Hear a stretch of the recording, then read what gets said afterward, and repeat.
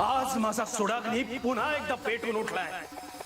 त्या खंडोबावर सूड उगवायची अजून एक संधी आई ती माझ्याकडे चालून आली आणि यावेळी माझाच विजय निश्चित आहे.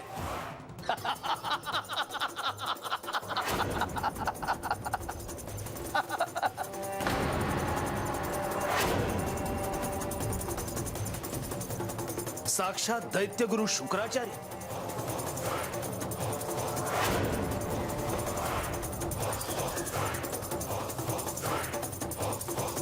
आपल्याच अहंकारात आंधळ्या झालेल्या माझ्या शिष्याला काहीतरी अघटित घडू नये ह्याची पूर्वकल्पना देण्यासाठी मी इथे आलो आहे. पूर्वकल्पना? आणि मला? कारण कोणीही कितीही समजवण्याचा प्रयत्न केला तरी तू आपली दुष्कृत्य आवर्ती घेणार नाहीस याची मला पूर्ण खात्री आहे. हे बघा, तुम्ही जर मला त्या खंडोबाची भीती घालायला आला असाल तर तुमचे हे प्रयत्न अयशस्वी होणार आहेत हे आत्ताच सांगतो. मला मरणाची भीती नाही.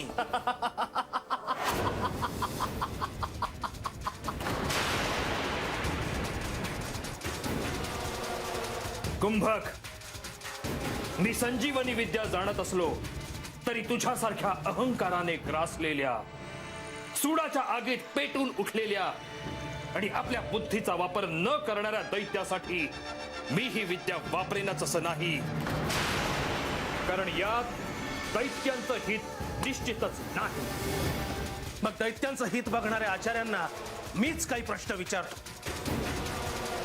दैत्यांचा शत्रू असलेला खंडोबा जेजुरीत नाही ही वार्ता तुम्ही माझ्यापासून का लपवून ठेवली? शत्रूवर विजय मिळवण्याची हीच संधी आहे ती गोष्ट का सांगितली नाही?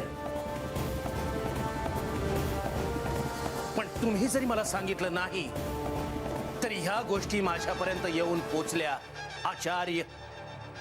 आणि आता मला कळून चुकलंय हीच योग्य वेळ आहे जेजुरीवर आक्रमण करण्याची. ज्या जेजुरीवर तू आक्रमण करण्याच्या प्रयत्नात आहेस त्या जेजुरीच्या सिंहासनावर आता श्री म्हाळसा देवी विराजमान आहे. श्री म्हाळसा देवी म्हणजे प्रत्यक्ष आदिशक्तींचं रूप आहे. श्री खंडेरायांनी आजपर्यंत तुझ्या अनेक अपराधांना क्षमा केली आहे. पण आता जर तू जेजुरीवर आक्रमण करण्याचा विचार जरी केलास तरी श्री म्हाळसा देवींच्या क्रोधात तुझा व्यर्थ बळी जाईल हे ध्यानात ठेव कुंभक. असं असेल तर मलाही पाहायचंच आहे या कुंभकाचं ती म्हाळसा काय करू शकते ते. आणि आता तुम्ही मला कितीही विरोध केलात ना आचार्य तरीही मी जेजुरीवर आक्रमण करणारच.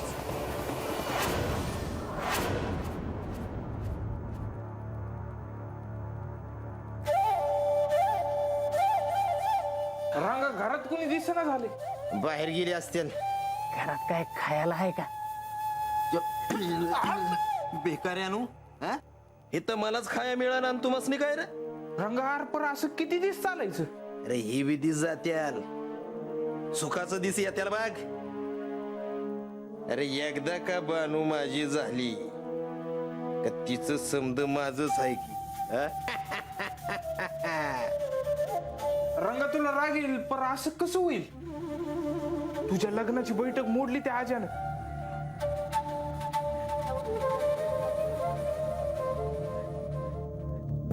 या आजाला जिता सोडत नाही म्या. म्हणजे काय करणार काय तो? जो पुतूर ही आजा जित आहे तो पुतूर बानू काय माझी होणार नाही. आजा आहे म्हणून बानूचा एवढा तोरा वाढलाय. त्यालाच वर पाठवतो.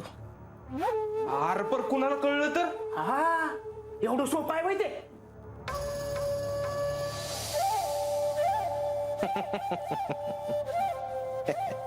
ये इकडे ये.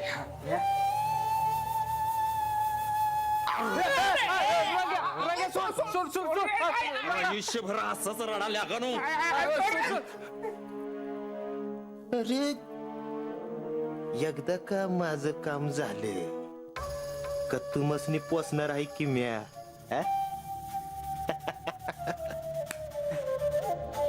फगस्त एवढं काम करायचं मरतय हा? आजा